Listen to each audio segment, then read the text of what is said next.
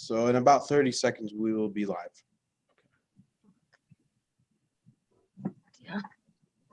My seat isn't working very well at this study. Okay. Okay, so we are live now. Great. Welcome, everyone. On behalf of the Board of the Jerusalem Fund and the Palestine Center Committee, I would like to welcome you to the third and final panel of this year's annual conference, in which we'll discuss the politics of apartheid and equality. My name is Osamah Khalil. I'm a professor of history at Syracuse University, and I'll be moderating this panel. Before we begin, we'd like to encourage you to submit questions via Twitter or the YouTube channel, and please use the hashtag PalCenter2020. So I'm very happy to introduce our distinguished panelists today, in which we hope we'll have a robust discussion about these questions, beginning with Ali Abunimah. Ali is the director of the widely acclaimed publication, The Electronic Intifada, an independent nonprofit publication focusing on Palestine. He's written hundreds of articles and spoken on the topic all over the world. He's the author of One Country, a bold proposal to end the Israeli-Palestinian impasse, and the battle for justice in Palestine. Our next guest is Dr. Ghada Karmi. She's a Palestinian physician, academic, and writer. She's a former research fellow and lecturer at the University of Exeter, an expert on the Israeli-Palestinian conflict, and amongst her publications is her acclaimed memoir, In Search of Fatima, an analysis of the one-state solution, Married to Another Man, Israel's Dilemma in Palestine, and a second memoir, Return. And finally, Omar Shakir, who is the Israel and Palestine director at Human Rights Watch, where he investigates human rights abuses in Israel, the West Bank, and Gaza. Prior to his current role, he was a Bertha Fellow at the Center for Constitutional Rights, where he focused on U.S. counterterrorism policies, including the legal representation of Guantanamo detainees. As the 2013-2014 Arthur and Barbara D. Feinberg Fellow at HRW at Human Rights Watch, he investigated human rights violations in Egypt, including the Rabaa massacre, one of the largest killings of protesters in a single day. He is a former Fulbright scholar in Syria and holds a JD from Stanford Law School, where he also holds an MA in Arab Studies from Georgetown University School of Foreign Affairs and a BA in International Relations from Stanford. So welcome to you all. Thank you for joining us. Can you hear me okay? Mic's off, okay. So I thought, Ali, we could begin with you, if that's okay. You wrote One Country 14 years ago, and at the time it was, one of the criticisms was that this was unachievable, right? However, today we're in a one-state reality, but one of apartheid. So how can we begin working to overcome the current reality toward one based on equality and justice?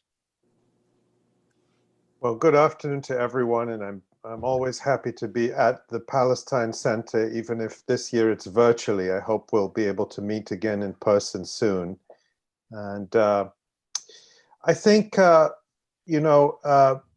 this past year, oddly enough, there's been a lot of more reflection on a one-state solution than there had been in the last few years. Maybe we can talk about why that is. But what I think my basic argument, and it would hold today, is that we have to have a vision of justice. And I think that vision should be a one-state solution. But a vision is not enough, because if you're in a position of weakness, nobody's going to take your vision seriously. You can only really propose a vision from a position of strength. And so I argued that the two have to go hand in hand. You have to have a vision, but you also have to have a struggle. And so that's really, the two are tied together. And I think the struggle, the phase we're in now is one where we see enormous contradiction between the political discourses around Palestine, particularly in the United States and in Western countries, where they are changing. We're seeing a collapse of Zionism as a viable political ideology. At the same time, the reality on the ground gets more harsh as Israel consolidates its control, consolidates its system of apartheid. So in the over the last few months, we saw in the United States, Peter Beinart, sort of the most prominent liberal Zionist defender of the so-called two-state solution, coming out and saying that he no longer supports a two-state solution, that it is a one-state reality, and now the struggle must be one for justice. Now, many people pointed out that Peter Beinart wasn't saying anything that many of us, including Dr. Ghada and myself and many others, hadn't been saying for many years. Nonetheless, I think the significance of it was that it represented, in a sense, the final or near final collapse of a liberal Zionist consensus in the United States. Basically, the Walter Cronkite moment. If you've lost Peter Beinart, then you've lost the country when it comes to the two-state solution. Now, on this day that we're speaking, of course, Joe Biden and Kamala Harris have been declared president-elect and vice president-elect. And I think their administration will see an effort to block the momentum towards this change of discourse. We will see an effort to revive the liberal Zionist discourse. We will see a burst of fake optimism around the so-called peace process. There'll be a lot of breathless waiting and anticipating about, who is Biden going to appoint to this position or that position? Who is Biden going to appoint as an envoy? And this will be an effort to revive a totally failed process whose object is to stand in the way of justice. So I think our job, it's been our job till now, but if we need to remind ourselves, is going to be to continue to press the case for justice, to continue to press, to build up the power we've been building over the past few years, which in the United States and the West generally means supporting the BDS movement and advancing the BDS movement. And it means trying to continue to support and nurture and recognize the changes that are taking place at the grassroots of, for example, the Democratic Party in the US, where there is a big shift towards support for Palestinian rights. And those are all assets in terms of the struggle for justice. And I think the final thing we have to do in terms of building up the struggle and maintaining the struggle is hold people accountable. We as Palestinians and we as supporters of justice have to stop being satisfied with crumbs and with symbolism. We have to demand that those who purport to be in solidarity with Palestinians or claim they support Palestinian rights put their money where their mouth is, which means holding Israel accountable, not profiting from Israel as many of them do. And nobody's asking anyone to pick up a Kalashnikov and go and fight for Palestine.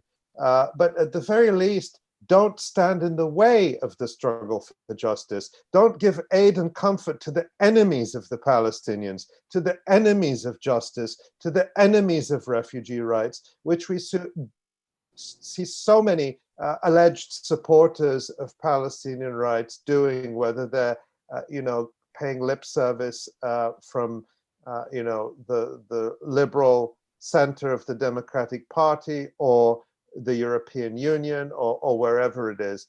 So that's really, I think, just looking to the immediate future. We're winning the ideological battle. We have been for many years.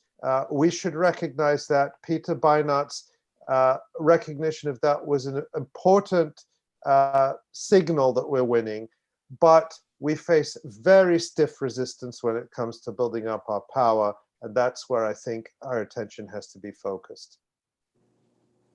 Thank you, Ali.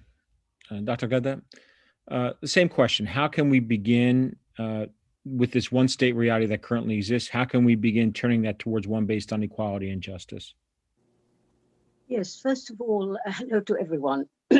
I'm sorry this meeting is not taking place in person, physically. I have very good memories of the Jerusalem Center. And really, I have to say, at least it's very good that we have Zoom and we can still continue with this wonderful conference. Yeah, like Ali, I'm very aware, by the way, that this conference is taking place virtually at the same moment that a new president has been announced in the United States. And of course, that's not going to help the Palestinians any, because neither he nor Kamala Harris, as far as I can make out, are going to change policy on Israel in general. Now, the question of how can we utilize the one-state reality in a positive way for Palestinians. Now, what I want to put forward is the fact that in the end, solidarity is wonderful, and I know it's increasing, and I know the United States is a leader in this, by the way, in terms of popular support for the Palestine cause, and that's very, very good. Nevertheless, in the end, there is a reality on the ground. And that reality is being lived by Palestinians inside what was Mandate Palestine, whether in pre-1948 or whether post-1967. This is a reality that they live, the reality of apartheid, of daily oppression, all the rest of it that everybody knows very well, which I don't intend to go through. So the question really is, what are you going to do about that in particular? Because this is not a life worth living, really. And if you look at Gaza, it astonishes me that they can still keep going. I'm sure Omar will have a lot to say on that. But how they can keep going is a mystery, and it's very valiant of the Palestinians to go on doing that. So back to the question, what actually can we do on the ground? Let us imagine we are Palestinians living there. Now, I think, you see, that the one-state reality, the de facto one state, which Israel has created, can be used against Israel. If we have the guts, if we can organize, if we have the vision, it can be. And the rest of the world will support it. And I'll tell you what I mean. We do have a one state, okay, in Israel-Palestine. The sovereign, the effective sovereign is Israel. Israel rules over a population, half of which has citizenship and rights, and the other half has no citizenship and no rights. Right. So this is not a situation that can be allowed to just happen and continue with nobody saying anything. So for me, the issue that you set about trying to put that straight before any other philosophy, long-term, all the rest of it, let's see what we can do about that. And what I mean is that we need to struggle for equal rights. For a moment, let us suspend the talk about one state, two states, 13 states, what sort of a state. Let us concentrate on the situation on the ground. And the situation on the ground is one that is not acceptable throughout the world. It's not acceptable. You cannot rule people without giving them any rights, any citizenship at all. You can't do it. Or at least you can do it by force. But what you can't do is be respectable and continue to do that. So I believe that if there were to be a strong campaign started by the Palestinians inside Mandate Palestine and supported by all those who wish the Palestinians well, wherever they might be, for equal rights, a campaign that says to Israel, you cannot rule us without giving us any rights. Either you give us equal rights with the rest of the people you're ruling, or you get out of the territories. You get out of it, you've got a choice. Either you do that or you get out. It's a very, very clear message to Israel. And I tell you, at least I think very strongly that if that message were to come very strongly now from a Palestinian leadership, a campaign which says exactly that. It's a very simple message. Everybody can understand it, particularly in the United States with the civil rights movement, particularly in South Africa, where we have a historical, very recent historical example of the demand for equal rights. I think the Palestinians have to unequivocally demand equal rights now in the same territory. And and of course and I know, and any Zionist listening will know, that what that would lead to is the admission of millions of non-Jews into the Jewish state. And that in turn would mean that Zionism is no longer operational in that state, and with all that follows from that. But that at the moment, it's not that I want to concentrate on. I hope that people might discuss or send questions in. It's the issue of what to fight for. Justice is, of course, a part of that, but it's nebulous. This is very specific. It says we have to have equal rights. We're being ruled without any rights at all. And that we cannot have, whoever is ruling us. It's nothing to do with it, it's Jews or whoever it is. It's a ruler ruling us, acting as sovereign over us, without giving us equal rights, citizenship or rights. That is not acceptable. And I leave you with this thought. You have to try and imagine a strong campaign, properly run, with a proper promotional strategy, which explains that to the Western world, and particularly the United States, with its own history, to say that is what is actually happening in that country, and that is what has to end. And if you support equality, rights, human rights, civil rights, etc., you support all those principles, you have to support it wherever that might be. I'd welcome a discussion of this. It's very controversial. It sounds quite straightforward and simple, and it's supposed to be, but it will have tremendous implications for the way that things are running now and for the ideas that people have developed over the decades about Palestine, about the two states, about the fact that the Palestinians can be satisfied with 67 territories, all this dust in the eyes to hide the reality that the Palestinians are really living through at this moment. And that reality is something that has to be challenged head on and to be made clear to the global community that that is not something that can possibly be defended. And if you see that language in any event is simple, is understandable, it avoids slogans, it doesn't arouse the kind of fury that using words like apartheid, Zionism, etc. Clearly it's apartheid. We're talking about apartheid without saying it. And finally, I know I've overrun my time, but I just want to leave you with just one, may I say, one observation. Ali, I think, said something about Zionism in decline or Zionism becoming questioned and so on and so forth. You know, I have to tell you, in Europe, it's slightly different in the United States.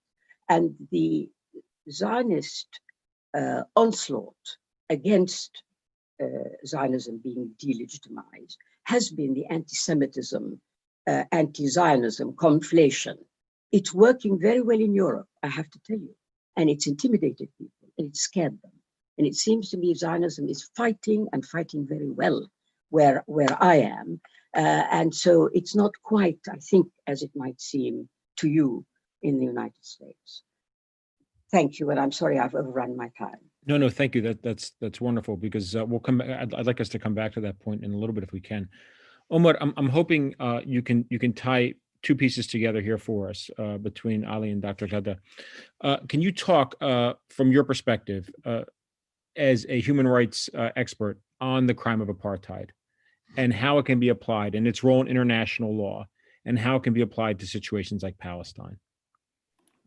Yeah, thank you so much. And it's a great pleasure to be on with you all. I know many are distracted, obviously, by the news of the last few hours, but we appreciate those of you taking the time to join us. So when we speak of apartheid, I think the average person thinks South Africa, thinks in a comparative or historic perspective. But the reality is apartheid has entered the kind of fundamentals of international law. There's a prohibition against the practice of apartheid that has the status of customary international law. It's referenced in many major international treaties, the kind of bedrock treaties of international human rights law. And in addition to that, for decades now, the international community has recognized a crime against humanity of apartheid. That is recognized in its own convention, in the 1973 Convention on Apartheid. And it was also recognized as a crime within the jurisdiction of the International Criminal Court in 1998. The Apartheid Convention defines the crime of apartheid in the following way, and I'll read the key part of the definition. It shall apply to the following inhuman acts committed for the purpose of establishing and maintaining domination by one racial group of persons over any other racial group of persons and systematically oppressing them. That's the key part of the convention. The Rome Statute to the ICC, to the International Criminal Court, adopts a similar definition. It talks about inhumane acts, which it defines in reference to a different section, committed in the context of an institutionalized regime of systematic oppression and domination by one racial group of persons, one racial group or groups, and committed with the intention of maintaining that regime. So in plain terms, both these statutes or both these conventions sort of refer to apartheid as consisting of three elements. If you want to think of apartheid like any other crime, there's an act, there's an intent or mental state, and there's a context. So the act is what's referred to as inhumane acts or inhuman under the convention. There's a number of examples listed. They include things like forcible transfer, land confiscation, land expropriation, things like denying the right of free movement, right of residency, obviously on a large scale. So to have apartheid, you need certain inhumane acts on a widespread systematic basis, like several of those that I mentioned. The second element is you need a context. You need those acts to happen in a context. And that context is in essence systematic domination and oppression. That's, the Rome Statute speaks of a regime. The Apartheid Convention speaks of systematic oppression. And that oppression must be by one racial group of people or persons over another racial group. Now, the term racial group under international human rights law and under international criminal law has a much broader definition. So the Apartheid Convention incorporates a definition in the Race Convention, which talks about racial discrimination, including ethnic and national and all sorts of different kinds of descent groups. And if you look at international criminal law, that's dealt with the issue of race in the context of genocide cases and persecution cases, they define it much more broadly to do with, involving stigmatization and the perception of the perpetrator. So it's much broader than just race. So you have the acts, you have the context, and then you have the intent. And the intent is an intent to maintain domination, in essence. So you need the group that's, dominating and oppressing to have an intent to maintain that system. There are other, nuances, but those are sort of the three bedrock elements. Now, although this is in the, mainstream of international law, the crime itself has actually not been applied significantly. It's actually never been litigated in a court. There's never been a case in the criminal court, or even in South Africa, there haven't been cases that have used the definition. That said, Human Rights Watch, for example, has found the crime of apartheid being carried out against the Rohingya in the Rakhine state. Amnesty has made a similar finding. And in the context of Israel and Palestine, you've seen UN ESQA put out a major report reaching that conclusion. That report was, of course, retracted in 2017, but the text is available. You also have Palestinian human rights groups, Al-Haq, the Cairo Institute, an international human rights group, and others that have applied that crime to the situation in Israel-Palestine. And in July, you had the Israeli human rights group, Yesh Din, reach that conclusion, at least with respect to the situation in the West Bank. So, this law exists, it's out there. Obviously, the International Criminal Court has jurisdiction, or it's now in the process of determining the exact scope of that jurisdiction, but the state of Palestine under international law, of course, incorporating East Jerusalem, West Bank, which includes East Jerusalem and Gaza. And, of course, it exists in the mainstream of international law. So I think as a legal matter, the crime of apartheid exists, and it's increasingly, of course, entered the conversation. It's been there. Folks like Ali have been writing about this for more than a decade. Palestinians have been talking about it for a long time. But I think really what we've seen in the last few years is it enter the conversation. It's still largely used as a comparative term, as a hypothetical, if not this, then apartheid. But I think, what you've seen, especially around the Trump plan, was more people sort of talking about it as a current reality. And so, certainly it's very relevant to the conversation. And I think you're going to increasingly see groups to start using that kind of analysis in their documentation work. That's great. Thank you, Omar. And I think your points are really well taken, especially about the broad definition of racial groups within international law. So thank you for that. Ali, if we can, I'd like to pick up a point that Omar just made. Obviously, as we've talked about a little bit, and several of you have talked about already, former Vice President Joe Biden was announced the winner earlier today, or at least declared the winner by several media outlets, and it appears that's the case. Omar just referenced the Trump plan. So obviously, this would mean the end of the Trump plan, right? If we were to be sarcastic. But very specifically, if we recall, when Trump, even before Trump took office, he began intervening in the previous administration. And I'm curious if you think we can expect in these last 2 months of the lame duck process, the lame duck period rather, for certain actions to kind of reaffirm the Trump plan and annexation and apartheid, if you expect that. And how do you think the Biden administration will respond? And I'm also reminded not just of this period before Trump took office, but if we recall back to 2008, 2009, the invasion of Gaza, in the waning days of the Bush administration. If you want to take that. Well, I won't try to predict what will happen in the next 2 months because we just don't know what this president will do. So far, there's no sign that he will intends to leave office, and so we'll have to take that day by day. But look at the big picture.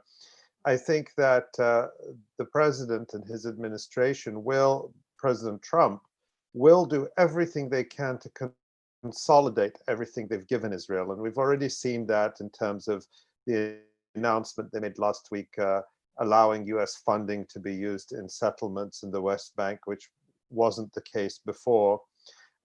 And who knows what else they might try to do. They sold the US ambassador's residence in which was on the coast near Tel Aviv, to make sure that to try and make it harder for any future administration to move the US ambassador back from Jerusalem to Tel Aviv. But it turns out they needn't worry, because Biden has been very clear that on the embassy, he won't move it back. And I suspect that's only one of the Trump policies that he will adopt and consolidate. And notice how all of the, across the US political spectrum, there's been a complete welcoming of the normalization between the Gulf dictatorships and the Israeli apartheid regime. Let's call it what it is. And so what we saw Trump do is really, I think, do out in the open the things that the peace processors, the people like Dennis Ross and Martin Indyk and all those people have been dreaming about for years. But Trump had kind of the guts and the panache to just get on with them. Remember, these are all people who don't differ in substance from the Trump plan. All of the peace process types appointed by Clinton, Bush, Obama. If you look at the Palestine Papers, which came out in 2011, the leaked memos about the peace process that came out in 2011, you saw that George Mitchell, remember Who remembers back to 2009 when George Mitchell was appointed as Obama's envoy, and there was all this optimism, and everyone said, you know, George Mitchell, he's more even-handed. He wrote the Mitchell Report back in 2001. I know this is ancient history for a lot of people, but unfortunately, I remember it all. And, we have to wait and see. And then Mitchell was so good at keeping quiet and not having any leaks. So everyone thought, wow, Mitchell, who brought peace to Northern Ireland, is there quietly putting pressure on Israel, and this administration is going to do the things no one has done before. Well, when the Palestine Papers came out in 2011, it confirmed what many of us suspected, or at least some of us did, which is that behind the scenes, in the meetings between the private meetings between George Mitchell and Palestinian negotiator for life, Saeb Erekat, Mitchell was giving the same message that administrations have always been giving to the Palestinians, which is tough luck, take what's on offer, you're not going to get anything better, don't try to stand in our way, don't think you can do better than this, so you're just going to accept it. So Mitchell turned out to be exactly the same kind of anti-Palestinian ultra-Zionist bully as Martin Indyk and Dennis Ross and whoever else you want to name. So Trump has just come out and done openly what they were saying all along. No right of return. You have to accept the settlements. You have to have a demilitarized state. Don't even dream of having a real capital in Jerusalem. I mean, all of that stuff was already there. So the big picture is the Trump plan was the continuation of the Clinton plan, the George W. Bush plan, the Obama plan, and the Biden, whatever Biden comes up with, will be the continuation of the Trump plan. And that's what we have to accept, and that's what we have to prepare for. And it's very depressing that we're going to have to go through however many weeks and months of the fake balloon of optimism about the so-called peace process and putting it back on track. Although I think it will be more short-lived than the usual cycle, because I think people are wiser about it, all of it. I want to just usurp your role as facilitator for a second to throw a question at Omar, which he may want to take now or later. But on the points he was making about apartheid, and that was a fantastic sort of expose of the legal basis of apartheid.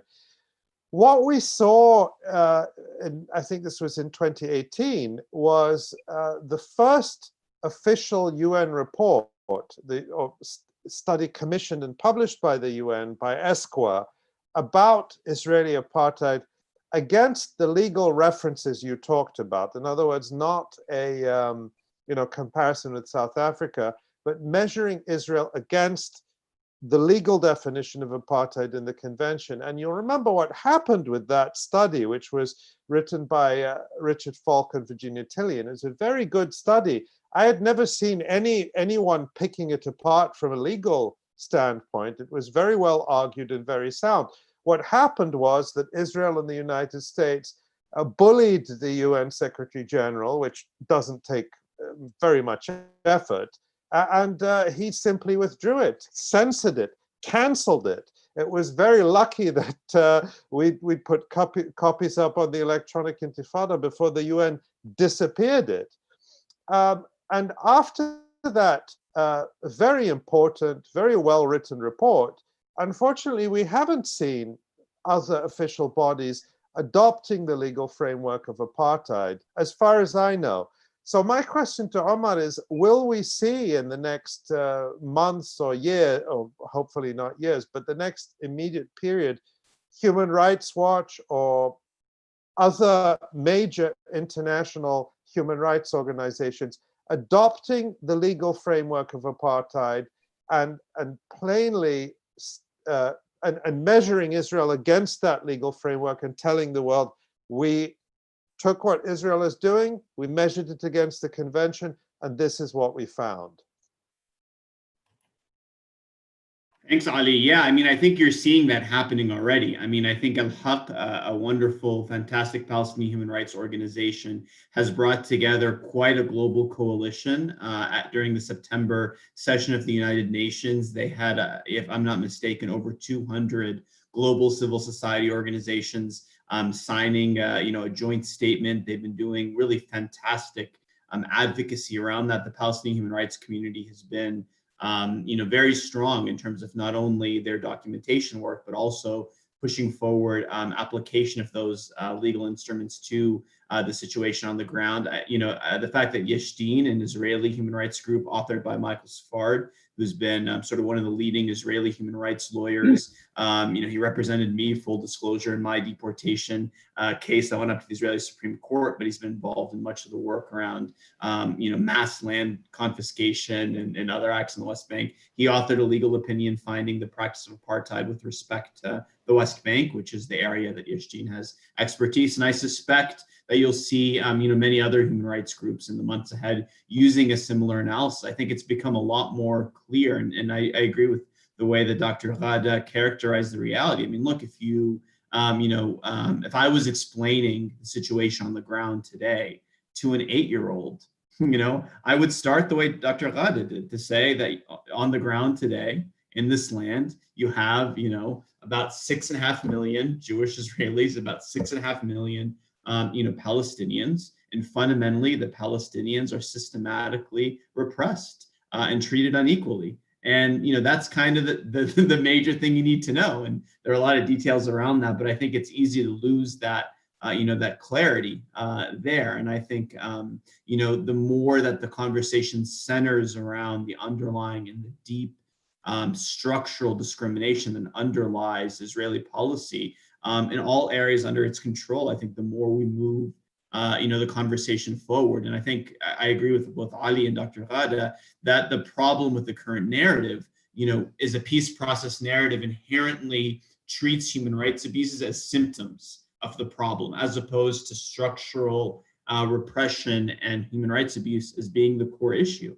And I think there's certainly a risk, as Ali put it, of wanting to turn back the clock and just go back to the good old days. And obviously, they're not going to undo all of the administration's policies. The administration has spent, and especially its leading architects, have spent months taking steps that are not going to be reversible. So, steps like restoring aid to Palestinians, to UNRWA, opening the PLO mission, none of that is going to undo some of the deep structural issues that have taken place. So there needs to be a complete reboot in the international community's approach, and has to be centered, on whatever solution you want. There's a reality today where there's one power that exercises primary control and systematically represses one people to ensure the betterment of another. That's wonderful. Thank you, Omar. Thank you, Ali. And please do usurp my role as moderator as often as possible. That's one of the things we wanted to do with this approach this year, was to take full advantage of your expertise, everyone.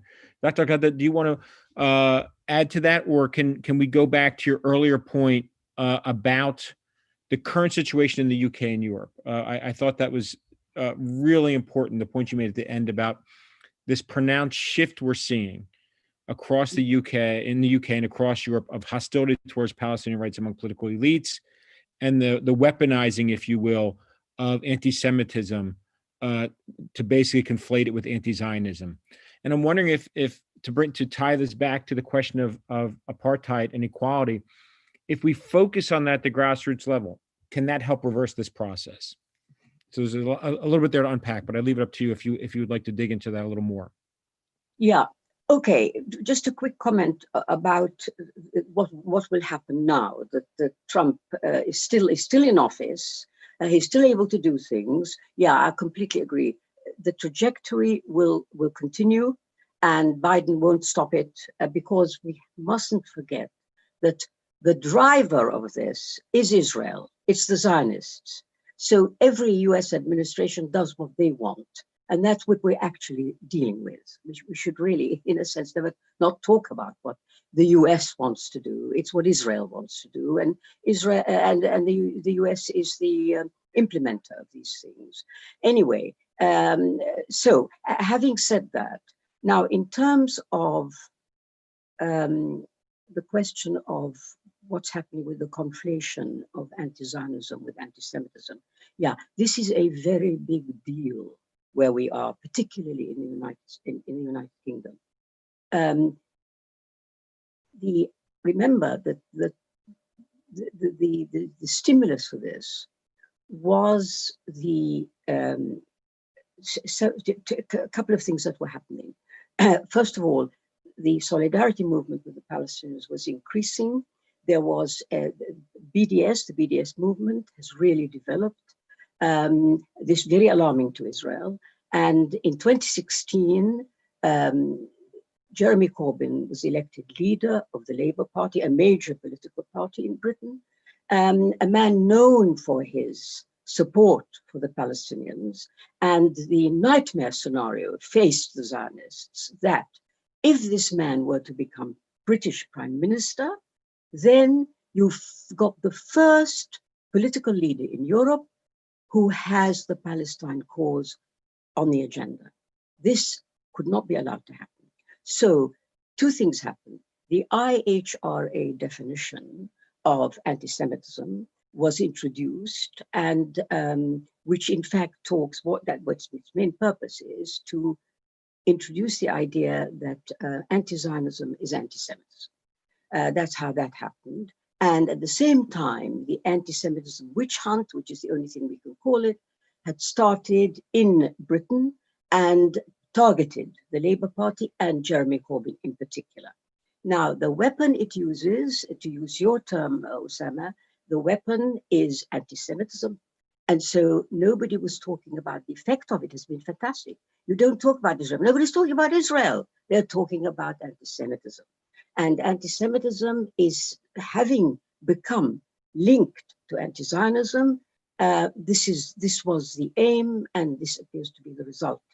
Now, what the implication it carries is that if you're going to say that anti-Semitism and anti-Zionism are equivalent, then something that is critical of Israel, which is a Zionist state, something that's critical of Israel is bound to be anti-Semitic. Now, who is going to be the most critical of Israel?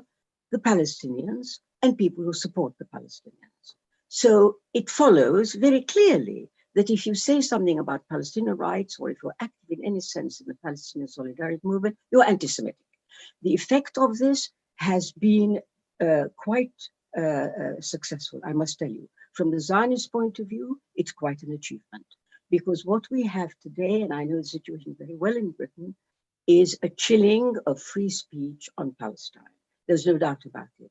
I mean, I can show you so many examples. Number of meetings on Palestine have declined. Many universities won't even host them. They won't allow it. They are difficult to actually publish things supporting the Palestine case. It's pretty effective from the point of view of the Zionists. So this is extremely serious. Therefore, I want to end by just saying, and of course, you know, they've succeeded. Jeremy Corbyn has been forced to resign. The Labour Party is ripped apart by accusations of anti-Semitism and trying to defend itself and so on. Very effective. It's destroyed one important force that would have supported the Palestinians. This conflation has really worked. And you see, and finally, I just want to say a couple of words back to the other question, the question of apartheid and the way the Palestinians are living today in Mandate Palestine, in historic Palestine. That, you know, I just want to shore up my point. You see, if you therefore fight back on the question of the Trump plan, of annexations, of all this stuff, if the Palestinians say, fine, you're taking our land, you're annexing this, you're taking that, fine. We demand equal rights. That's what we have to have. If this is what you're doing, this is what you want to do, all right, we can't change that, but what we can do is demand that we are treated equally with the rest of the people that you rule. I frankly believe this demand is unanswerable. Put yourself in Israel's position. What would you do? if the Palestinians came to you and said, we want equal rights. Okay, you're the sovereign, you're staying, you're ruling us, but we demand equal rights. We demand equal rights with the rest of the people that you're what choices are there for Israel? It's a question I really would like to throw open. If you were Israel and you were faced with this population demanding equal rights, not your destruction, not killing Jews, saying, fine, that's what you're doing, but we have to have equal rights. Honestly, how many choices does Israel have in that situation? Could I say Right on. something? Please, please. And I completely agree with Dr. Ghada's characterization of the impact of the anti-Semitism campaign in Europe. And my colleague Asa Winstanley, I think, has done more reporting on the anti-Semitism witch hunt, which is an entirely fabricated and manufactured campaign. And I should say the evidence is clear that it was manufactured not just by Israel lobby groups in the UK, but in coordination with the Israeli government. And the Israeli government participated in it. You had Israeli politicians coming across to the UK and taking part in public meetings and interviews where they openly attacked the leader of Her Majesty's opposition as an anti-Semite. So open interference in the internal political affairs of another country done by the Israeli government. And the chilling of free speech in the UK is to the point where even talking about these realities and presenting evidence gets you accused of being anti-Semitism. So saying this is a smear campaign makes you an anti-Semite because you're denying the anti-Semitism. It's like they've tried to raise denying this sordid political campaign. It's as if you're denying the Holocaust. And that's very real. And I think the lack of a tradition of free speech and protection of free speech in Europe generally, particularly in Germany and France, which are very authoritarian governments and regimes when it comes to free speech, has also allowed legislation, so-called hate speech legislation, which is being used for repression. In Germany, the Bundestag passed a resolution in May of 2019 against the BDS movement, the boycott, divestment and sanctions movement, and likening the BDS and saying, oh, outright, BDS is anti-Semitism. And even though that resolution is in theory non-binding, it has been used as the legal basis by many German cities and states and universities and authorities to ban events on Palestine, even by Jews. In other words, you have German Christians banning German Jews from talking about Palestine and Zionism, and they don't seem to see the irony in that. And of course, France is another story. But we also have to recognize that in June of this year, there was a very important victory in the European Court of Human Rights, which arises from a prosecution, a criminal prosecution in France against a group of activists who had done demonstrations at supermarkets saying, don't buy Israeli goods because that helps apartheid. It helps, it rewards abuses of human rights, whatever they were saying. And they were criminally prosecuted in France, fined tens of thousands of euros. They took their case all the way to the European Court of Human Rights. And the European Court of Human Rights sided completely with the protesters and said they were exercising protected freedom of speech and protected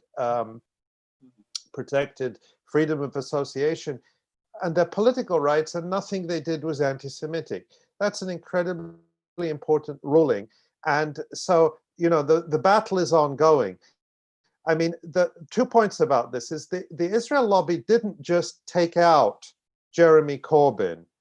They took out the Labour Party because they have destroyed the Labour Party as a force for radical change and an alternative government in the United Kingdom. And Corbyn has been replaced by Keir Starmer, who by as far as I can see, is really a puppet of the British intelligence services and the British deep state and the British establishment. I mean, that's what he's completely, he was the former director of public prosecutions. He was involved in the prosecution or the extradition of Julian Assange, which is another major attack on free speech and the right of journalists to do their work, and so on. It goes on and on. What I'm saying, I don't want to make specific accusations, but what I would say is the British deep state and establishment and intelligence services would see Keir Starmer as a very safe pair of hands, whereas they would not see Jeremy Corbyn as someone they would allow anywhere near number 10 Downing Street. At the same time, another little piece of good news is that there was an all-out effort to, after the success of the campaign against Corbyn, there was an effort to export that model directly across the Atlantic to the United States and to the Democratic Party. And it was remarkable how unsuccessful that was. In other words, the anti-Semitism smear, they tried it against Bernie Sanders. They of course, we've seen it against Ilhan Omar and others, but it just didn't get the traction that it got in the UK. And there's all sorts of interesting reasons why that might be the case that I don't want to take us off on that tangent now, but just to say that that we really have to, that fighting back is necessary and fighting back can be successful. And even in Europe, where the censorship and the authoritarianism and the lack of constitutional and legal protection for free speech that we enjoy, even here in the United States, that censorship can be challenged, it is being challenged successfully. And I also want to say that I think, I have no argument with what Dr. Karmi is saying about making the case and the demand for human rights. But this is another question that has to perhaps be thrown out, that I often, when I go around to campuses or wherever and speak, people will come up to me and say, well, but there's no Palestinian leadership calling for this. And that really raises the question of the elephant in the room of the PA and the Palestinian political establishment that refuses to make these demands and that is adamantly wedded to the two-state framework and has been parroting the same statements about that for the past 25 years. And that's on us as Palestinians to address that question as well. Yeah, may I just quickly answer? Please, because I just want to bring Omar in for a second, please. Go ahead. Go ahead. Yes, yeah, please. I just wanted to say to Ali, of course, you're right. If I were to sit and think about the obstacles in the way of a campaign for equal rights would face, then, I wouldn't talk about it at all. But the fact that an idea will be fought or will face obstacles doesn't make it any less valid. And in reality, the only way we can work is to produce ideas. Political movements start with ideas. And what I'm suggesting is that this is an idea which needs to be developed, taken up, and the obstacles have to be faced. Yes, you're quite right. And the leadership, the Palestinian leadership, is one of the least in the way of this. Don't forget that Palestinians themselves, so many are wedded to the idea of their own state. They actually want this for themselves. The idea that you have to give that up and go for equal rights with the people who have oppressed you is very unappealing. I'm aware of all this. That's great, thank you. And we do have questions coming in, so I want to leave some time for questions. I want to remind those who are watching to please submit your questions via Twitter and YouTube. Omar, if we can, I'd like to come back to and kind of take this to the next level, which is prior to the elections, the Trump administration, and this is a way of taking this, even further, the what both Ali and Dr. Ghada have described. The Trump administration, Secretary of State Pompeo indicated that they wanted to label human rights organizations, including your own, as anti-Semitic. And this has been adopted, unsurprisingly perhaps, by the Netanyahu government as well. Do you see this as a future trend? Do you see it linked to, as you were just describing, that there's this increasing movement among human rights organizations like Al-Haq and Yesh Din and others now to begin applying the crime of apartheid or evaluating the crime of apartheid in Israel-Palestine? Do you see increasing pressure on the Biden administration and governments in Europe to do this as well, or is this a flash in the pan? No, I mean, it's not just a current trend. It's a trend that's been going on for quite a long time in many different forms.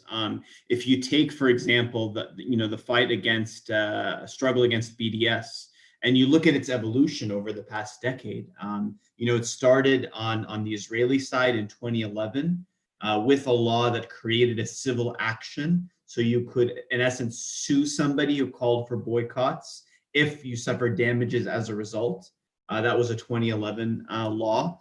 Of course, it's now been exported into the United States, and you see, well over 27 states across America that have implemented some form of anti-boycott laws. Again, they differ in their scope and what they cover.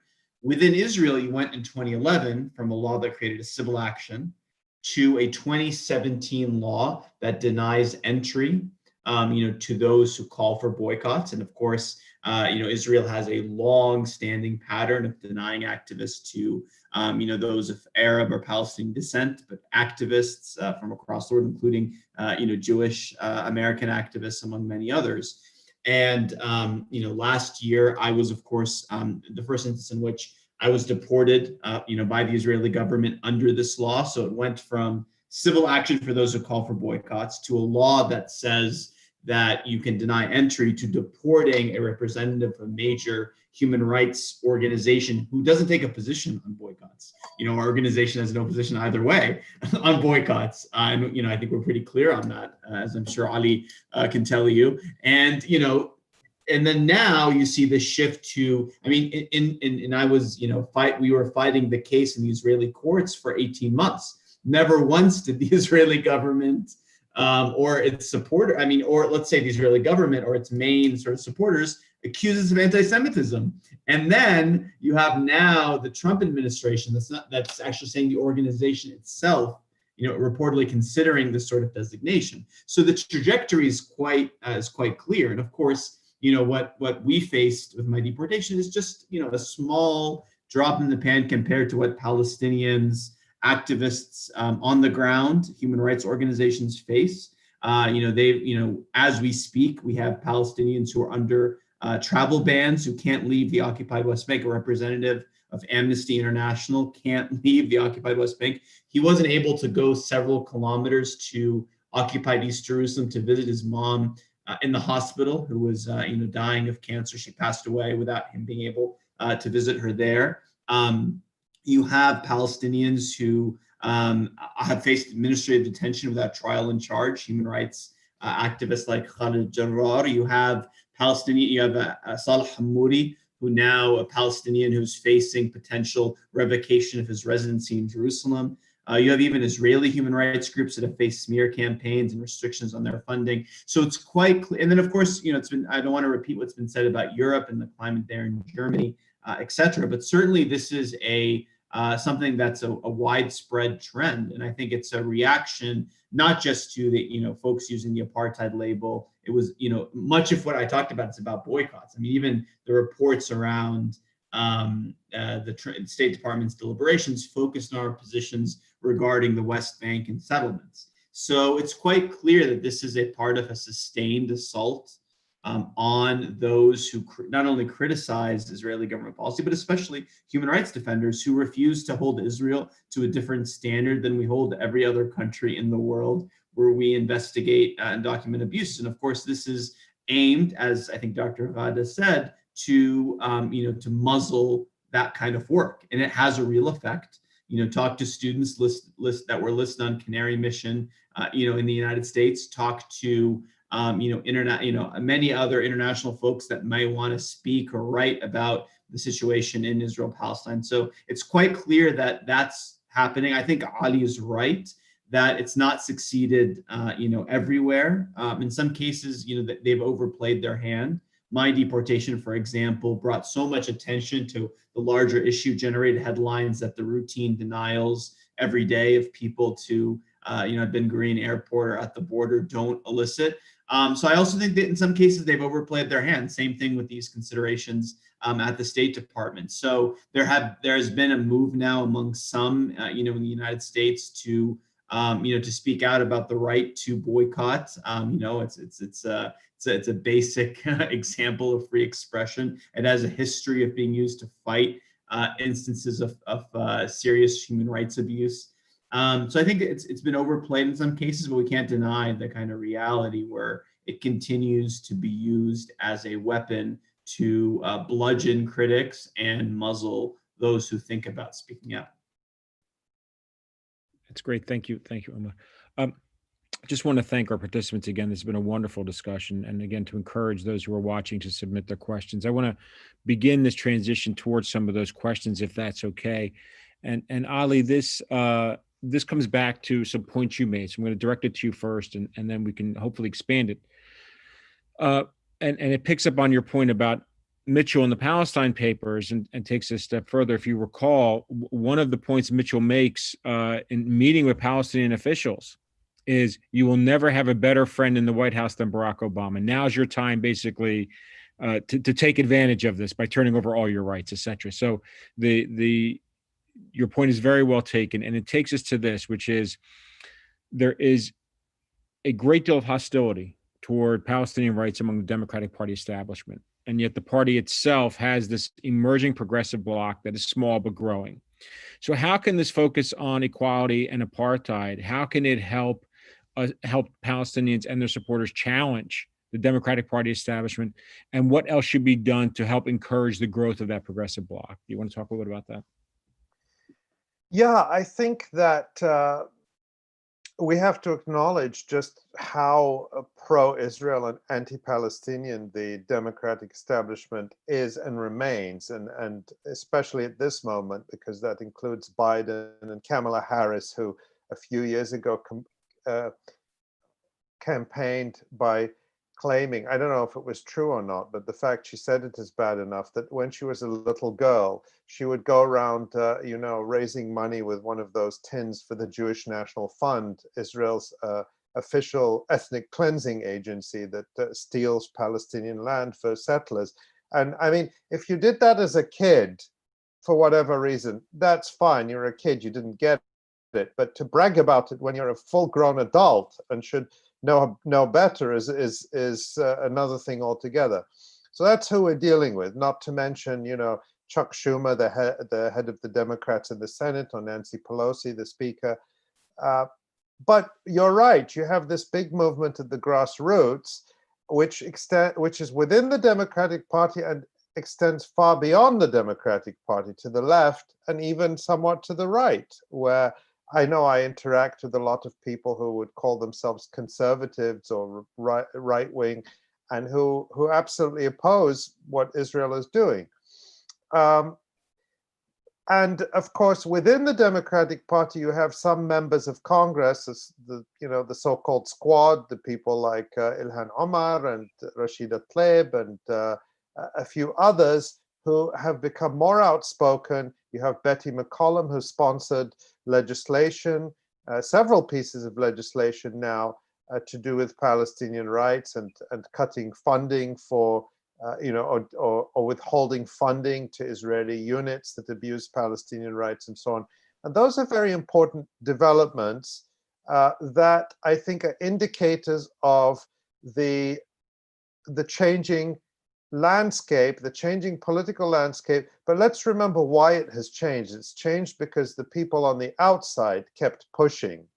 The people on the outside refused to abandon Palestinian rights in the name of some so-called pragmatism, but they insisted on upholding these rights. And as a consequence, the political discourse has moved towards them, not the other way. They haven't abandoned rights in the hope of getting some crumbs from the American table. And I think that's critical to remember in whatever we're going into in the next period, because there will be these sort of inducements and temptations to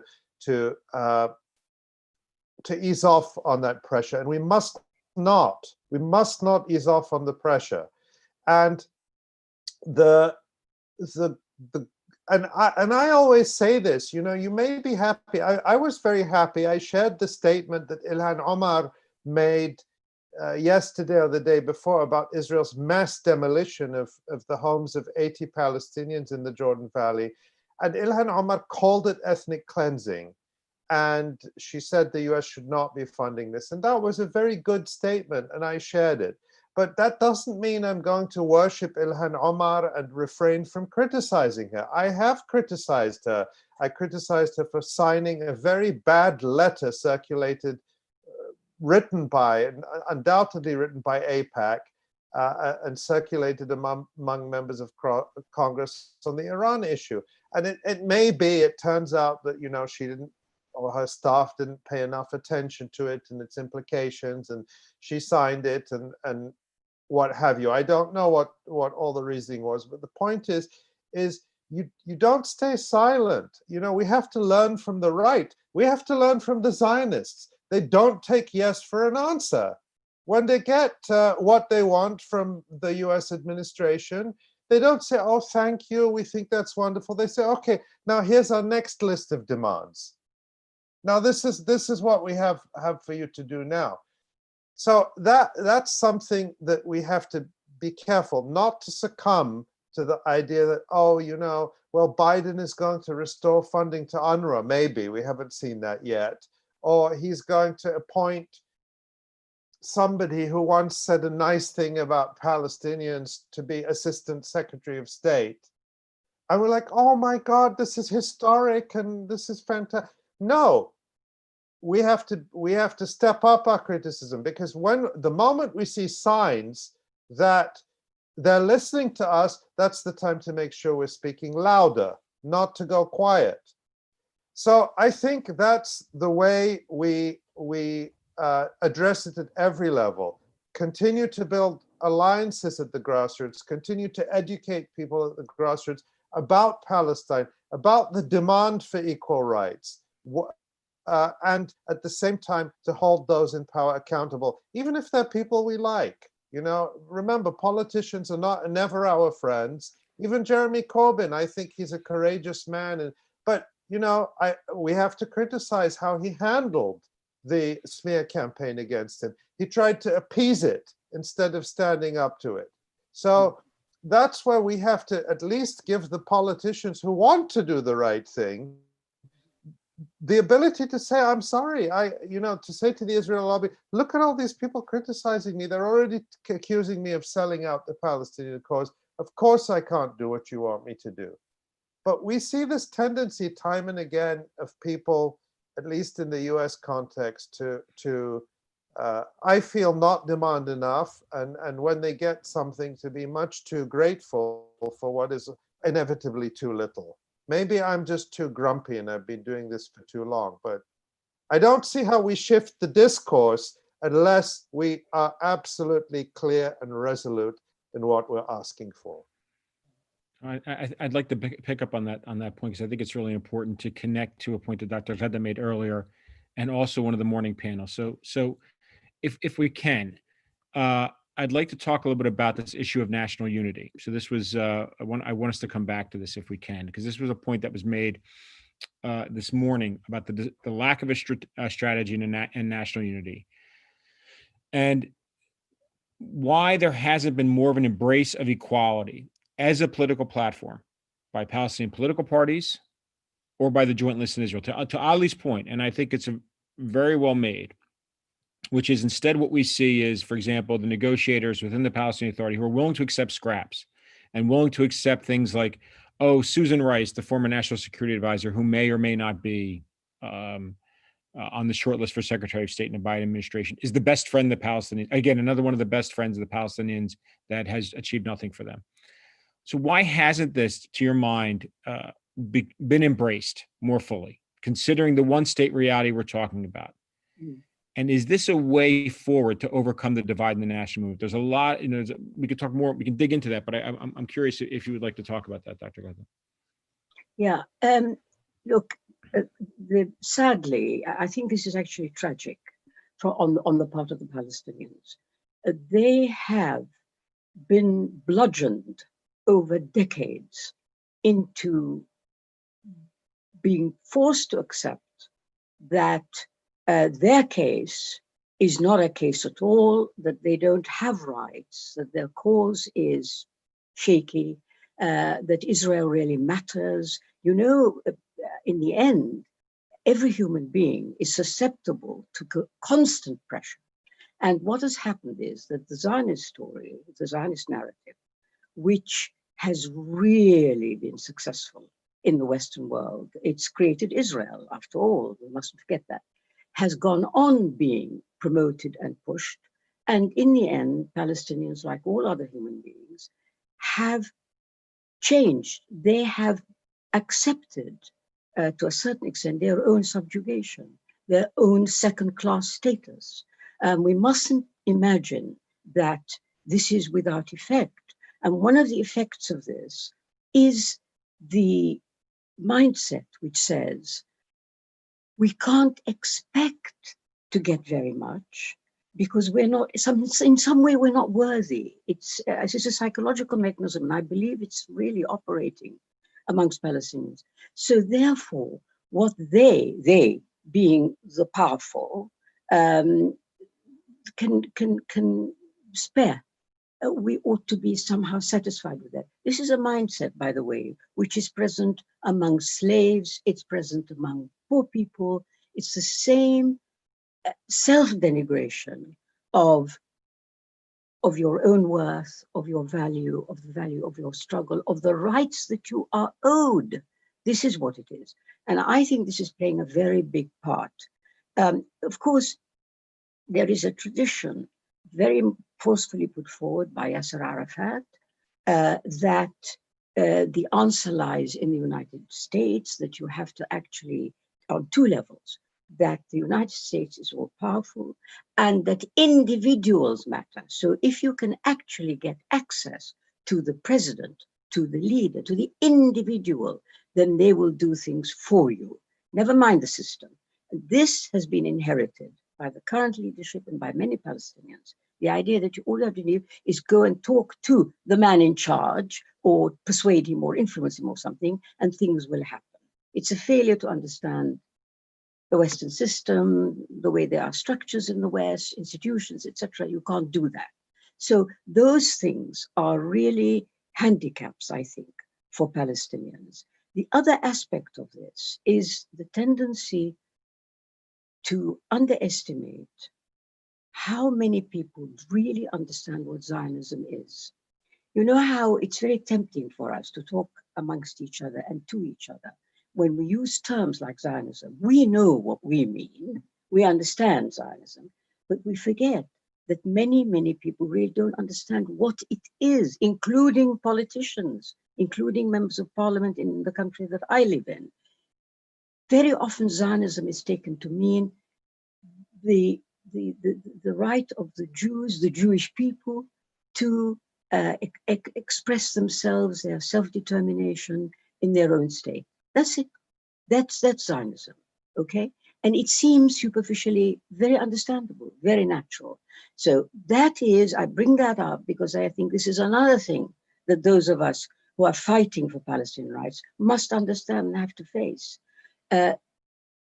I'm not sure how long it will take for these mindsets to change, but I'm quite certain that if we continue to push, we continue to struggle, and I don't mean in the way that many people have struggled so far for Palestinian rights. I mean by it to take the glove off, take the gloves off, stop being mindful of upsetting this constituency or those people or the Jews or whoever it is. Don't worry about, say it like it is. Say it like it is again and again and again. Don't coat it with so-called diplomatic language. Don't imagine that if you come in softly, things will change and somebody might give you something. No, say it like it is, boldly, express it, say it. Often enough, I promise you, things change. In the way that we were impacted by what I was talking about, decades of undermining and marginalization. So in the same way, other people will be impacted by the clarity of your language, the strength of it, and calling a spade a spade. So I didn't mean that to be a rally, but I mean, in a way, it really is a call to people to stop pussyfooting around issues. Don't worry about being sensitive.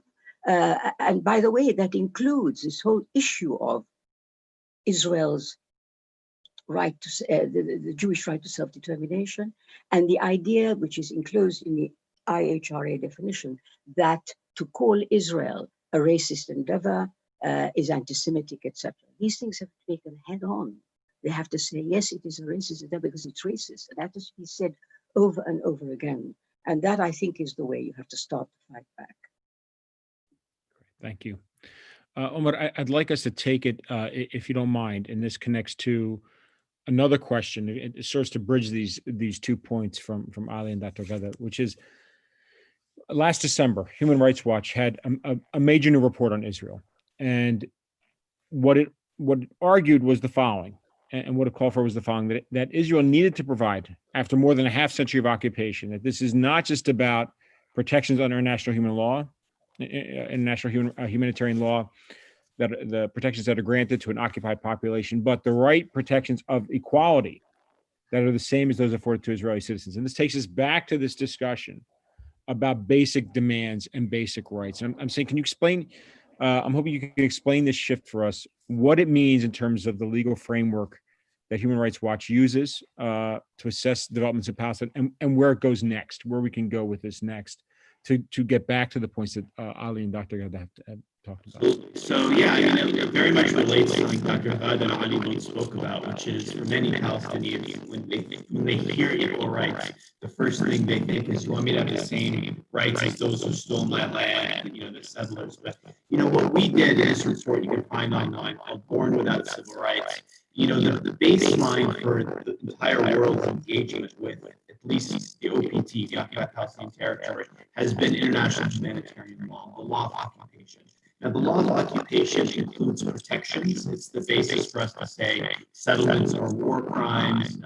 When we talk about forcible transfer of Palestinians, it's the guideline we use.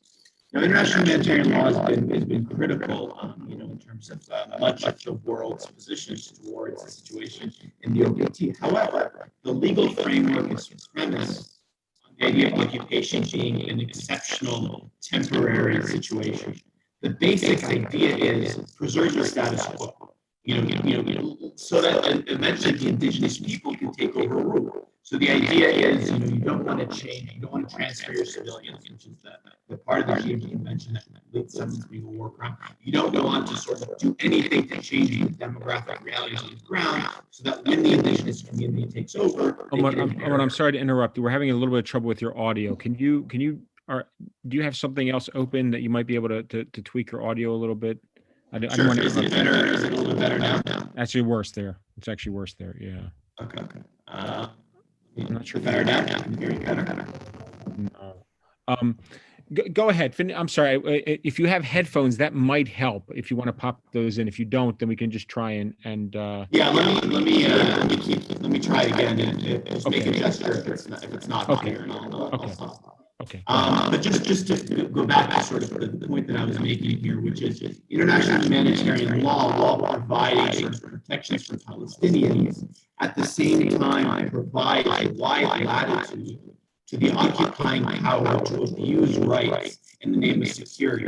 Right. So while all international legal scholars will say that human rights law applies with humanitarian law, there is nothing to say that Palestinians should have the same rights as settlers, because the first thing you think of is settlers shouldn't be there, it's a war crime. but actually the law of occupation says nothing about those protections. So what we argue in our report is that there's a basis of this international humanitarian law, but basically the longer an occupation goes on, the more obligations you have on the occupying power. So not only do they have a prohibition on building settlements and protections they owe Palestinians, but they must give them the same rights, at least as they provide their own citizens. Because the idea being you have more time and opportunity to develop mechanisms that minimize the infringements on rights. And of course, the demands of the population who for 5 decades plus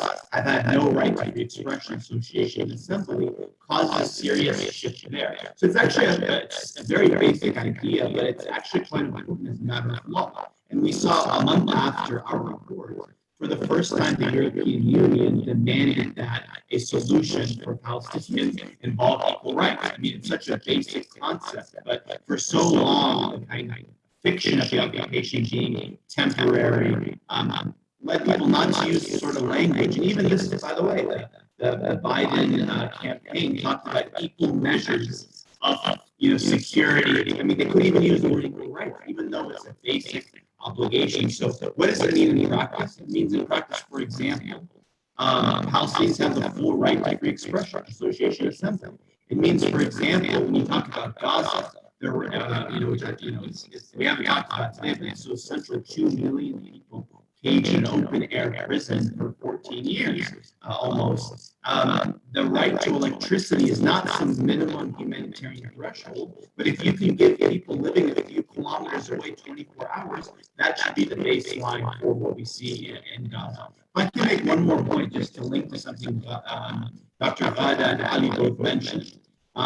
There's certainly a shift happening in parts of the world, but there's actually also a shift happening on the ground. So no matter what you keep hearing from the same PLO faces, the reality is the human rights community on the ground, Palestinian and Israeli, in my opinion, having spent 2.5 years on the ground, has never been more clear-eyed and on the same page about the nature of what's happening. Beyond that, look at Palestinian organizing over the past 3-4 years on the ground, despite separation between Fatah and Hamas, despite the kind of entrenchment of deep discrimination. Look at the hunger strike of Mahal that just ended recently. Look at the hunger strikes in 2017. Look at the protests in Jerusalem that took place in 2017. Look at the protests against the PA and against its measures against Gaza in 2018. Look at the march in Gaza. You see a movement on the ground that is increasingly making the kind of calls that are rooted in human rights concerns. That, as Ali wrote about in his country, one book, he gives a powerful analogy, of a farmer, I believe you can correct me, who says, I don't really care about the flag there, I want to have the same rights, as people across the street. And I think that you've seen over the past 15 years of leadership on the Palestinian side. And by the way, you also see brave Israeli human rights defenders. People like the guy at B'Tselem have gone to the Security Council and then have spoken unequivocally about the nature of what's happening on the ground. So I do think there is a cause for optimism, and I think part of it has been the kind of Netanyahu and, as Ali put it, the kind of directness with which they have put forward what has been the reality for decades, which has allowed the folks on the ground, I think, to coalesce around the vision that provides a way forward. Omar, that's great. Thank you. Can you do me a favor? Can you try, we may need to ask you to log out and log back in because we're getting this bad echo, if that's okay. You want to try that? Okay. Dr. Eid, you were going to ask a question as we begin to shift we're in the middle of the Q&A, but I wanted to open up to you to ask a question here to the panelists. Sure, thank you. I've been a good listener all morning and afternoon. And out of this conference, I was trying to see what idea can be carried forward and can be used to improve our chances in this struggle that we're in. So I think there's a very clear need for messaging on the part of the Palestinian people. And what Ghada mentioned is very pleasing to me about the need to call for human rights and send that message very loud and clear to the entire world. I'm concerned about some distractions in the so-called peace process coming back with Biden and his administration and wasting few more years of precious time that we cannot afford to lose. So, I want to speak to the timeliness of that call that Ghada called for. Why waste 90% of our times on negotiations and all this, that, and the other, while horrible things are happening on the ground? I think we should agree on a clear message and carry it forward with full force. Let the peace process take place. We can't prevent that. The unity is extremely important. Let it take place, but it's going to take years it will ever take place.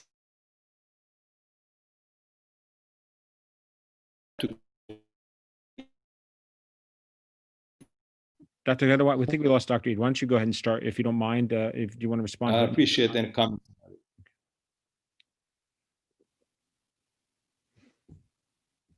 Oh, you're muted, Dr. Ghada. Yeah. I hope you can hear me at least clearly.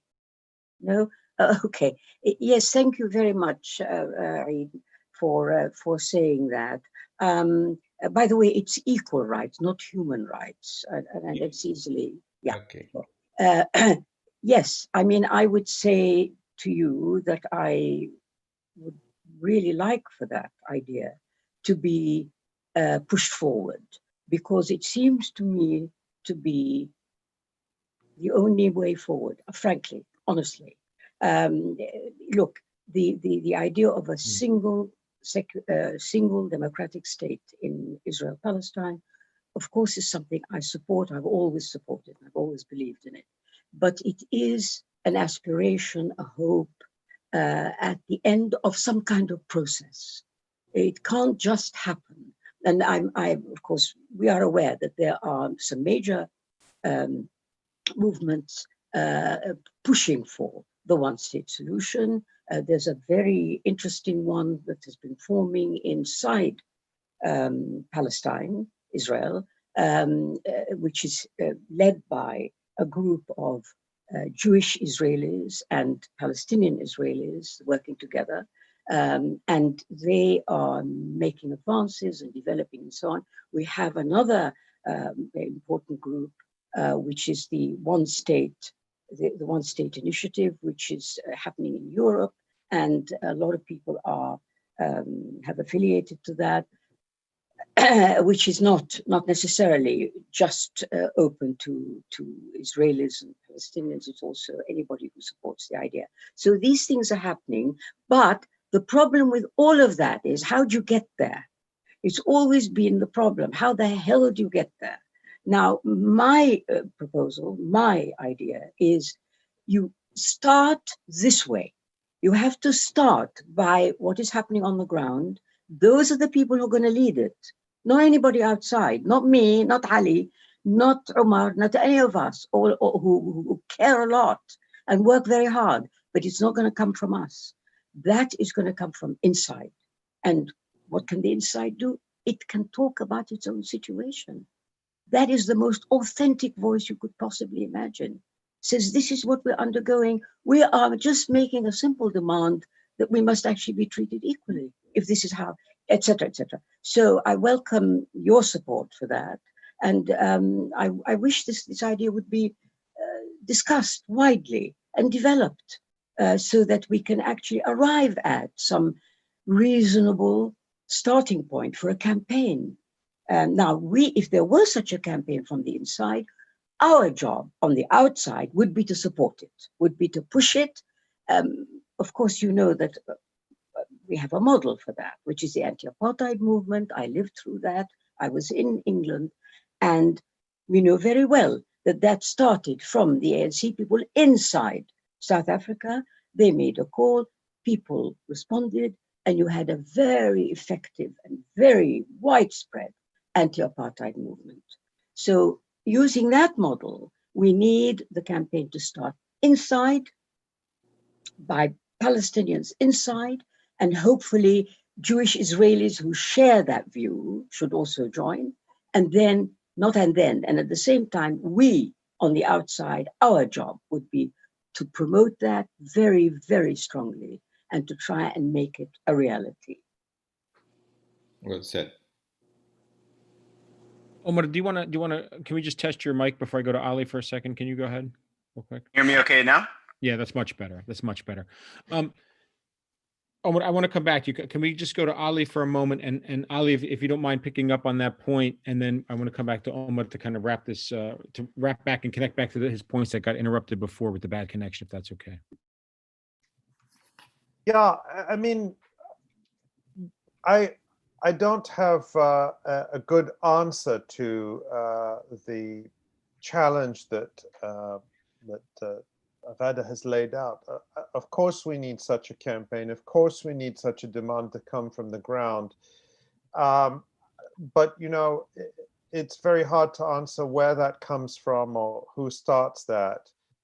I think I would have liked to see, at the very least, a united platform of Palestinians within the 1948 areas and within the West Bank and Gaza Strip, to start to see a pan-Palestinian political movement in the same way that you know, in Ireland, Sinn Féin was an all-Ireland party. They operate in the north and they operate in the Republic. So, you know, even in terms of the way they're organized, they express the vision in the way they're organized, that we operate throughout the country. And we're woefully short of that, unfortunately.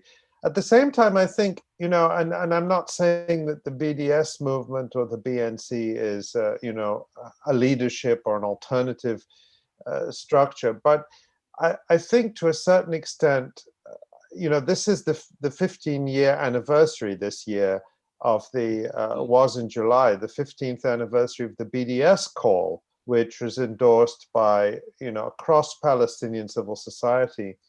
And I think the power of the BDS call in some ways is underplayed. I think what it achieved was to transform the discourse away from the so-called two-state solution and the idea of Palestinians, of the Palestinian cause being reduced to Palestinians in the West Bank and Gaza Strip, which is what the peace process had done and what the PLO had done by accepting the terms of the peace process and putting the rights of Palestinian citizens of Israel and Palestinian refugees back on the table. And that's why the BDS movement is considered so dangerous by Israel and its supporters. It's not because they necessarily fear the economic impact on Israel.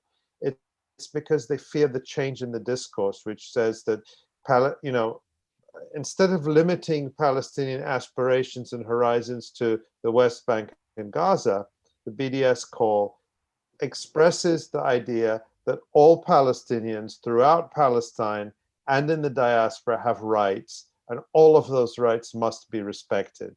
And that is a big achievement, and it's why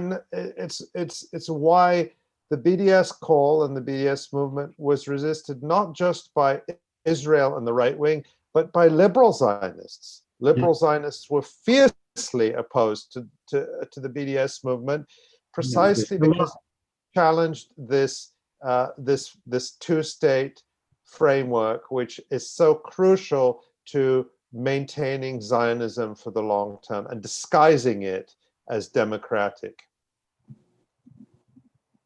Ali, thank you. And I want to pick up on that back to Omar for a moment, which Omar, if you don't mind kind of threading the needle here a bit to connect this discussion about equality, because it takes us back to the report you were mentioning before we had the audio problems. And if you can just kind of summarize the report again.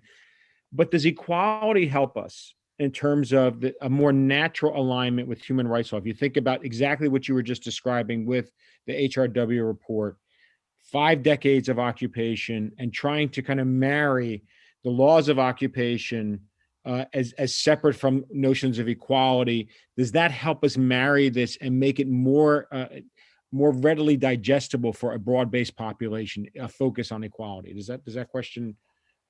Absolutely. I think the fact that people don't realize that a 50-year-old Palestinian in Ramallah or in Gaza has never had basic civil rights. I mean, that concept most people don't think about because they think about it through the lens of occupation. And the Human Rights Watch report was trying to make the simple point that others have made, that Israel, of course, is bound by the law of occupation. It can't, settlements are war crimes, forcible transfer, etc. But that alone, when you have a long occupation, the obligations increase, and they have an obligation to provide Palestinians with using a benchmark of the rights it provides its own citizens. So while an occupier, say the U.S. in Iraq, if you're there 1 or 2 years, well, obviously they've been there longer, but if you're there for 1 or 2 years, you maybe don't have an obligation to provide 24 hours of electricity the same way you provide your own citizens. But when it's Gaza, and Israel's been controlling, in essence, primarily the reality for more than 53 years, and people in Gaza have, power cuts for the majority of the day, and people living several kilometers away, also under Israeli control, have 24 hours. That is an untenable reality, and that was sort of the idea of, of that report, is to say that Israel must provide Palestinians with rights at least equal to what it provides its own citizens. But to go back to something Dr. Ghada said just now, and I guess got cut off in my earlier remarks, we are seeing today on the ground that movement developing. We shouldn't just look at what's happening at the level of the Palestinian leadership. If you look at the human rights community, the messaging, the facts, the analysis, I spent 2.5 years on the ground, seen a moment where there's such a clear-eyed sense of the reality on the ground and what's needed. And I think the Netanyahu administration, the Trump administration, has created that. In addition, look at the kind of mainstream mobilizations we've seen, especially among Palestinians over the last 3-4 years, whether it be the protests in Jerusalem around Aqsa Mosque, whether it be the Great March of Return in Gaza, whether it be the protests in Ramallah against the collective punishment, the PA with Israel against Gaza, whether it be the hunger strikers, including Maher al-Akhras. We are seeing grassroots leaders on the ground providing us with a toolkit, for these calls, and they're being echoed by brave Israeli activists, groups like B'Tselem and Hagai al-Ad and others who have been, increasingly working with Palestinians. So I think we actually have the makings of actors on the ground that are echoing that message. There's a basis in the law, and I think there's changes happening elsewhere. And I think it's going to be as important as ever in this climate where there's going to be a desire to turn back the clock, that those voices assert themselves even louder. I'd like this, because we're going to be wrapping up in a little bit, and I want to thank you all because it's been such an amazing discussion. I could listen, we could go on for hours, but I want to connect us back to the earlier morning, because this was touched on in several different ways, about this disconnect now that we're seeing between an emerging young Palestinian population on the ground, as well as in the diaspora, and an aging leadership. So this was one of the points that came up, that itself had met a few 5-6 weeks ago, was supposed to come up with a strategy, and that strategy has been, predictably put on ice, now waiting for the Biden administration again. So what I would like to ask each of you to think about is what instead can Palestinians, while presumably the leadership is going to continue, even amidst COVID and amidst these other issues, the Palestinian leadership is committed beyond any doubt to continuing negotiations for decreasing returns. What can Palestinians on the ground do today and tomorrow to further this point of equality and challenging apartheid? And with that, Dr. Ghada, why don't we start with you, and then we can go. Yeah, I mean, it's a very good question, and of course, you've pinpointed a very big problem at the same time. First of all, the younger generation is the one that I have a lot of hope for, because they are open to new ideas, they are open to change, and they are really our hope for the future. I give you one very small illustration. I have been talking about this idea of equal rights for a little while, and I gave a talk about it, a public talk, and there were quite a few of people who objected to what I was saying, and strikingly, these were older people. They considered me a traitor. They said that, how dare you put forward an idea which would involve giving up all the rights that we have earned, the right to statehood, the recognition by the UN, this kind of thing. I gave my answers and so on. And at the end, I must say I felt a bit depressed. But when I came out, some 5 or 6 young people came out after me, surrounded me and said, we think the idea is great. How do we do it? Where do we start? What do you think? Give us some advice. I remember being really very encouraged. So anyway, the younger generation there's a lot of hope from them. Now, in terms of the leadership, you see, in a way, the trouble is you can't get rid of a leadership because there is a humanitarian issue. You know, aid comes in, somebody has to distribute it, somebody has to run those services like education, like health, and so on. So you do need a representative body.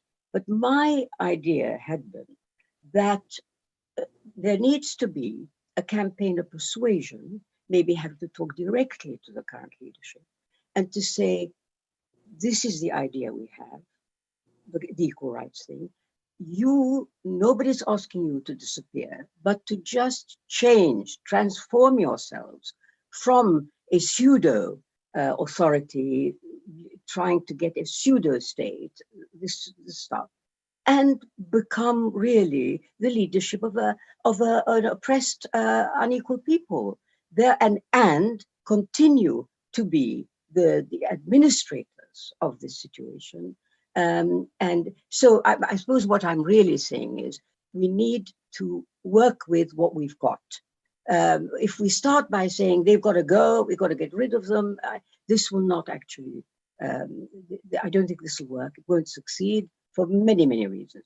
So one has to do that. But you see, in the end, there is no substitute for a grassroots movement.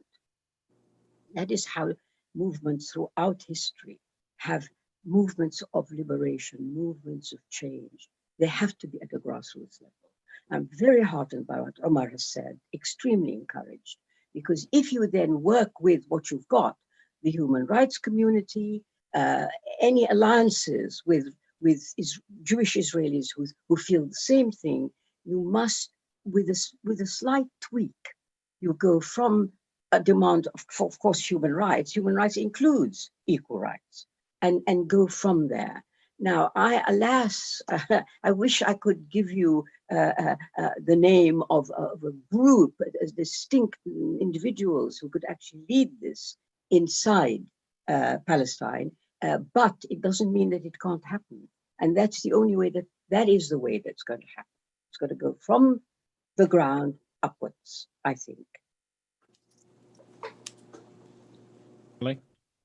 Thank you, Dr. Ghada. Well, I think the question was about what people can be doing on the ground, and I find that a very hard question to answer from here.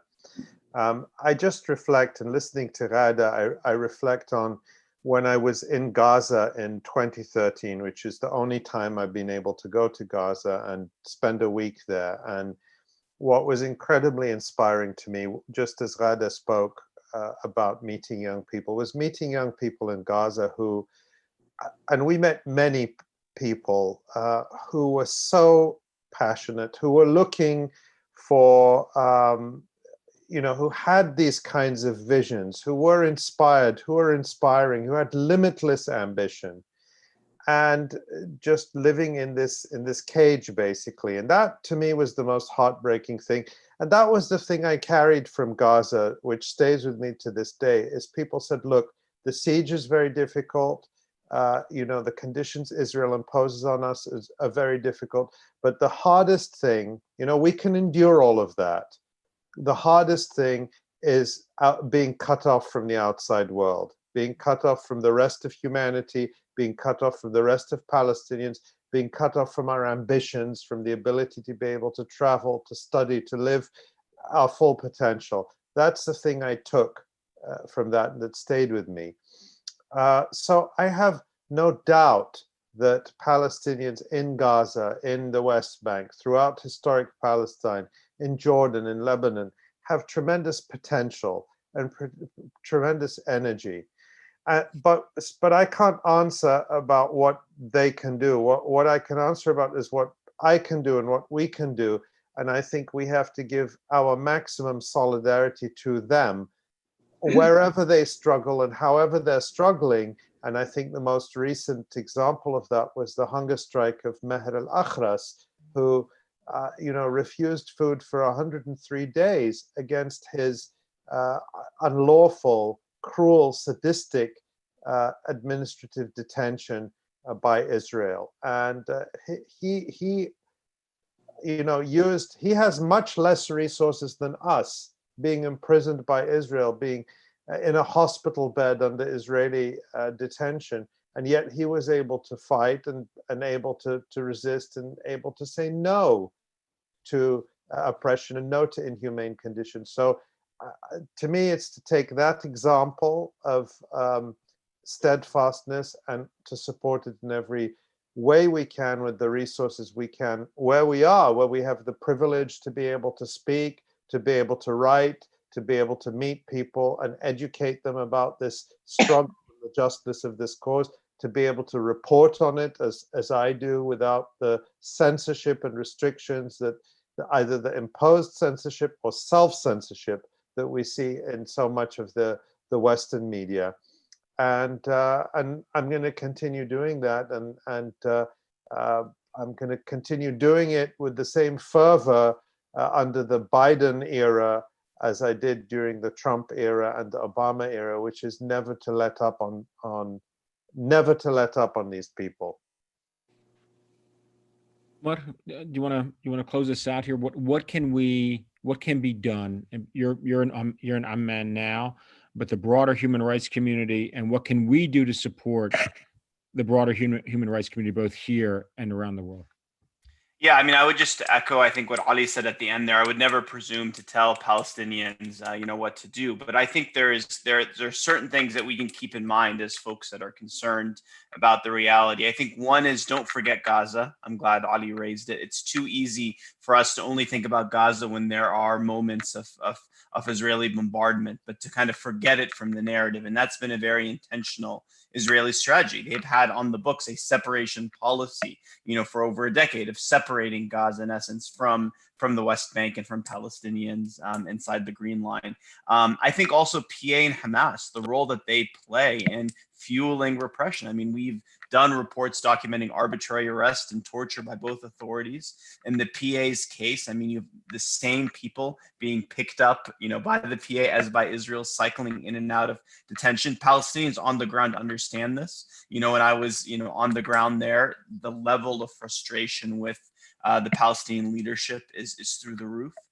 So I think for us to understand that, and I think the more that we can be principled, universal in our views, applying the same standards here that we do in other contexts, and I think connecting with activists on the ground. And I'll sort of end on that. I think there's a nature for us to keep turning to the same, sort of people, voices, arguments. But I think the more that we can listen to the up and coming young voices on the ground, the Palestinian human rights groups, the Israeli human rights groups echoing those messages, the activists on the ground, I think the more that we can take the lead from them, because they understand maybe better than anybody how to be principled, strategic, visionary, offering a message that resonates, that can help move the ledger. So I feel too often folks on the outside are stuck in language and discourse and facts that are outdated from that reality on the ground. So I think the more that those that are concerned about human rights can be rooted in the reality,